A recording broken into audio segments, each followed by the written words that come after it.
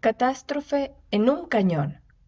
Este periodo de ministerio comenzó muy bien. De hecho, la Fraternidad de Aviación Misionera, MAF, quería expandir su trabajo hacia Guatemala. Ellos eligieron trabajar bajo nuestra cobertura, ya que nuestra organización ya tenía todos los permisos gubernamentales necesarios. La MAF envió a 2 pilotos y 2 aviones, junto con sus familias. Nuestra alianza dio buenos resultados como misión y buenas amistades. Un piloto tenía hijas de la edad de nuestras hijas y nuestras familias compartieron buenos tiempos divertidos cuando me tocaba volar para ayudar. Con 3 pilotos y 3 aviones teníamos cubierto el país entero. Mi sede era la ciudad, otro piloto tenía sede en Cobán y teníamos otra sede en Huehuetenango. En Huehuetenango se encontraba George Penner, un piloto muy bueno quien estuvo con la MAF ya hacía algún tiempo. La MAF era muy estricta en cuanto a operar de una manera segura y George era el oficial de seguridad designado para toda Centroamérica. La mayoría de vuelos de George eran hacia el norte cruzando la cordillera continua más alta de Guatemala. Él volaba desde su base en Huehuetenango a 1800 metros.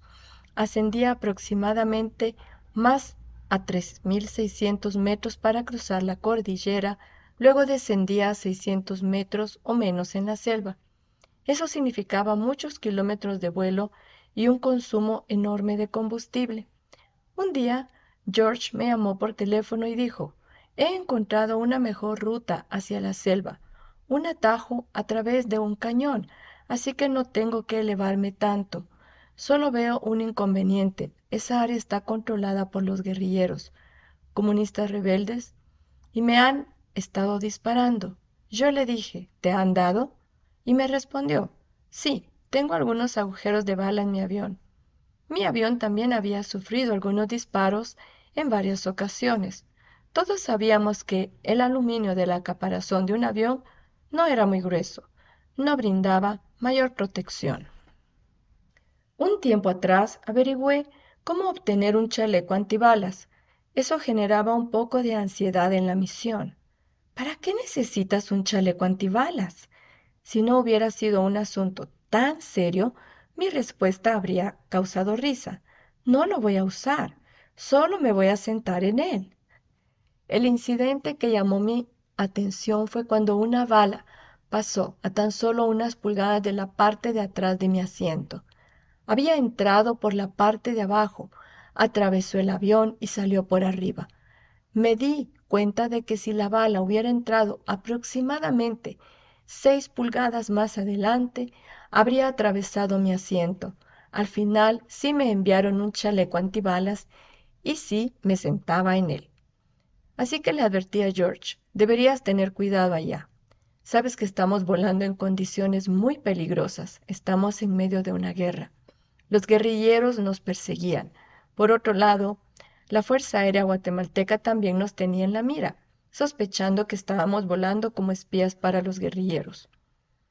No mucho después George me dijo, simplemente no puedo seguir volando por ese cañón. Es más corto, pero no me siento seguro. Y no lo estaba. Cuando vuelas a través de cañones, los árboles y casas están justo a los costados.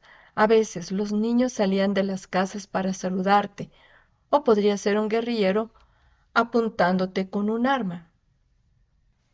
La otra opción, subir más arriba sobre las montañas, es trabajo duro para el motor y quema mucho más combustible, así que George estaba en serio buscando un cañón más seguro para atravesar. No pasó mucho tiempo y después envió un mensaje. Creo que he encontrado un buen cañón y puedo atravesarlo sin problemas. Aproximadamente una semana después, mientras yo estaba en Huehuetenango, me dijo, ven conmigo, te mostraré el cañón. Nos subimos a su avión y volamos hacia el cañón. Se veía bien, con solo una curva brusca hacia la izquierda, en un lugar bastante angosto, al que nos referíamos como una aproximación corta por el ángulo. Hacer ese giro, volando bajo, dentro de un cañón con montañas en ambos lados, podría ser muy peligroso con poca visibilidad. Así que mi evaluación fue la siguiente. George, no creo que haya ningún problema con el cañón. Solo asegúrate de atravesarlo cuando tengas excelente visibilidad. No te preocupes, no me meteré allí si no tengo la visibilidad apropiada. Bueno, supuse que él sabía lo que estaba haciendo. Después de todo, él era el oficial de seguridad y ponía estándares altos para todos nosotros. Así que confiamos en su criterio y experiencia. El tiempo más difícil para volar se conocía como la temida temporada brumosa, que duraba desde mediados de abril hasta finales de mayo, cuando comenzaban las lluvias. Esta bruma era una mala combinación de gente que quemaba sus campos y las corrientes de aire estancadas de la temporada. El humo nos quitaba de tal manera la visibilidad que para mediados de mayo la visibilidad delantera era un cero absoluto. Podías ver directo para arriba y ver un poco de cielo azul. Si veías para abajo podías ver un poco de suelo, pero al frente todo era gris. Aún peor, a veces se formaban nubes estratos, pero no había manera de saber que las nubes estaban allí. Se mezclaban perfectamente con la bruma. Al volar, de repente te encontrabas en medio de una nube muy densa. Entonces no podías ver nada arriba o abajo, horizontes o montañas. No podías ver nada, realmente una experiencia indescriptiblemente angustiante. Yo odiaba volar en la temporada brumosa. Una pista a la que necesitaba volar durante esa temporada estaba situada en un cañón. Solía encontrarla volando muy alto. Al ver para abajo podía localizar la pista, pero para cuando descendía para aterrizar ya no podía verla, así que tenía que volver a subir para encontrarla de nuevo, luego volver a descender entre las montañas esperando encontrar la pista otra vez. Oh, mis amigos, ese tipo de vuelo es increíblemente estresante. No pueden imaginarlo a menos que hayan estado allí, pero gente que vivía allí contaba con tus servicios de vuelo, a veces sus vidas dependían de ti. En uno de esos días brumosos, George estaba cargando su avión para un viaje hacia su base con 7 personas a bordo. Había puesto un asiento extra en su avión para que, además del pasajero en el frente, pudiera llevar a 3 en medio y 2 en la parte de atrás. Ya que algunos guatemaltecos son pequeños, no habría sobrepeso en el avión. Para este viaje sentó a un hombre enfrente junto a él. Directamente atrás de su asiento de piloto sentó a Paulo, un joven cristiano maravilloso. La maestra de la escuela local estaba en medio de esa fila junto con una señora embarazada. En la otra ventana, en la parte de atrás estaban 2 jóvenes. Después que George se aseguró que todos tuvieran los cinturones puestos, despegó. Paulo, el joven sentado justo detrás de George, había volado con él anteriormente. Paulo no sabía mucho de aviación, pero era astuto y conocía los peligros de la bruma. Él sobrevivió al accidente y nos relató exactamente lo que sucedió. Dijo que George tomó la ruta del nuevo cañón. La bruma era muy espesa. Paulo estaba viendo por su ventana y podía ver pasar los árboles, casi al mismo nivel en el que él estaba. Al llegar a ese giro crítico de 45 grados, entraron en una nube estrato. De repente todo desapareció. Él no podía ver más árboles, no podía ver nada. Le tomó una fracción de segundo a Paulo reaccionar. Volteó para ver por la ventana frontal sobre el hombro de George. En ese mismo instante vio árboles que venían justo hacia ellos, a través de la bruma. Luego un sonido muy fuerte, una tremenda sacudida y completo silencio. Ese silencio aterró a Paulo, de un motor rugiente a nada, ningún grito o quejido, silencio total. Esto fue lo que sucedió. En ese punto crítico donde George tenía que hacer un giro brusco, voló hacia una nube estrato, perdió completamente de vista el cañón. No había espacio para maniobrar el avión, para salir de la nube. Con tan solo un segundo o dos entre un lado y el otro del cañón. A 190 kilómetros por hora el avión topó contra la pared del cañón. El avión chocó contra los pinos hasta llegar al suelo. Los únicos sobrevivientes fueron Paulo, que estaba sentado atrás de George, la joven embarazada que estaba sentada del otro lado, y uno de los jóvenes que iban en la parte de atrás. ¿Por qué solo uno de los dos jóvenes en la parte de atrás sobrevivió? El muchacho de 15 años estaba en su primer vuelo y no sabía cómo abrocharse el cinturón. George le mostró cómo abrochárselo, pero el muchacho estaba temblando tan fuerte que mejor George se lo abrochó. El otro muchacho de 18 años quería lucirse. Cuando despegaron le dijo al muchacho de 15: «¡Hey, quítate el cinturón, relájate, ponte cómodo, mira!» Y se desabrochó el cinturón.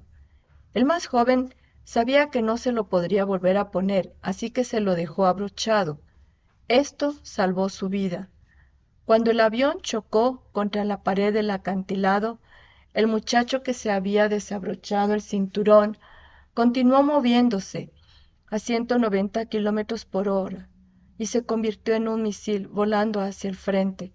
Atravesó la fila de asientos frente a él, matando a la maestra, pues su cuerpo se estrelló contra ella y quedó aplastado contra el asiento de George, todavía a una velocidad de 190 kilómetros por hora. George murió inmediatamente. El otro hombre al frente también murió inmediatamente.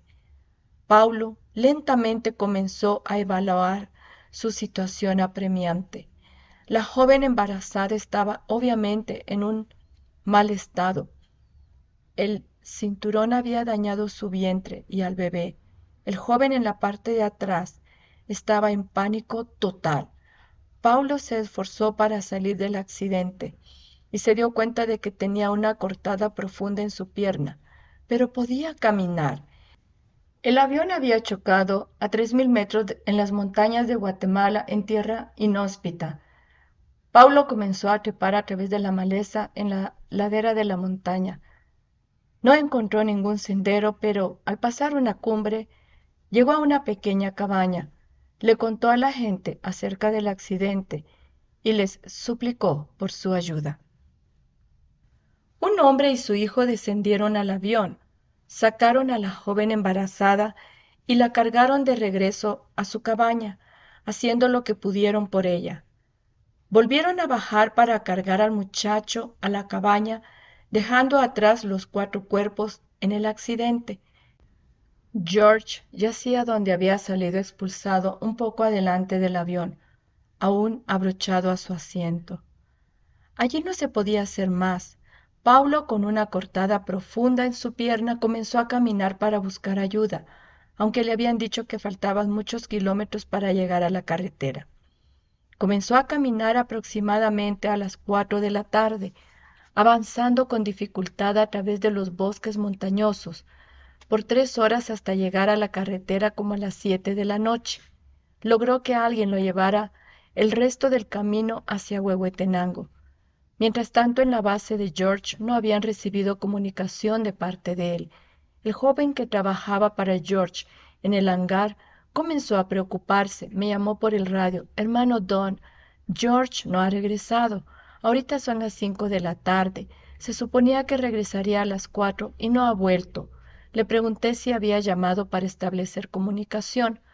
No habían recibido ninguna comunicación por radio. Intenté llamar a George a través del radio de alta frecuencia que la MAF había instalado en su avión. No hubo respuesta. Inmediatamente fui al hangar, me monté a mi avión y despegué con la esperanza de lograr interceptar una señal de emergencia. Todas nuestras aeronaves estaban ya equipadas con una señal de emergencia. Cuando algo, incluso una parada brusca, activaba la señal automáticamente, enviaba una señal en una frecuencia de emergencia. Cambié mi radio al canal de emergencia. Luego comencé a rastrear la ruta de George por encima del nivel de la bruma. Era como volar sobre un océano, una gran masa de mar gris con solo las cimas de las montañas visibles. Se estaba oscureciendo, pero volé hasta Varías donde pensé que podría estar. Luego di la vuelta hacia Huehuetenango. No escuché ningún sonido. No había señal de emergencia por ninguna parte. Me di la vuelta y regresé a la ciudad de Guatemala precisamente mientras el sol comenzaba a descender. Cualquier búsqueda y rescate tendría que comenzar hasta el día siguiente. Llamé a la esposa de George, Esther. Ella comprendió la imposibilidad de continuar la búsqueda esa noche. Ella esperaba, junto con nosotros, que tal vez George encontró problemas, pero que había aterrizado a salvo en alguna pista remota mientras esperaba la luz del día. Tal vez se le había acabado la batería y por eso era imposible que pudiera comunicarse. Pero decidimos proceder y notificar a las oficinas de George de la MAF en California. El vicepresidente salió en un vuelo nocturno hacia Guatemala para tomar el mando de las operaciones de búsqueda y rescate. La visibilidad siempre está en su mejor punto temprano en la mañana, así que fue cuando los equipos de rescate comenzaron a movilizarse para lo que podía ser una búsqueda exhaustiva. Aeronáutica despegó con su helicóptero y un equipo médico. Nuestro otro piloto llevó a grupos para que apoyaran a la familia de George. Yo salí temprano para Huehuetenango para continuar la búsqueda, siguiendo la ruta que George y yo habíamos volado anteriormente.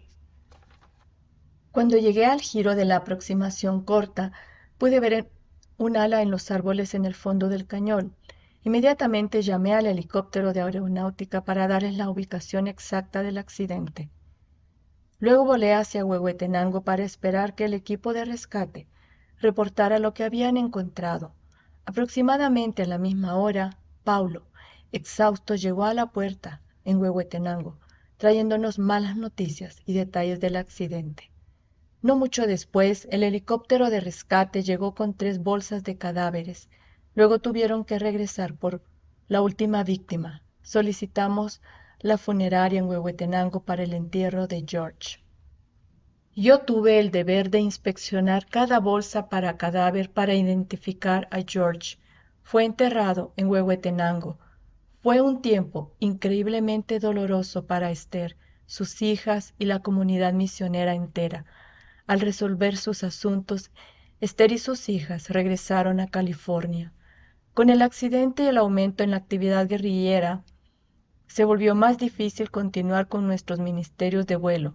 La MAF recomendó que redujéramos nuestra presencia en el aire a solo un avión, el cual podía operar desde nuestra base en la ciudad de Guatemala. Así que cerramos las bases de Huehuetenango y Cobán.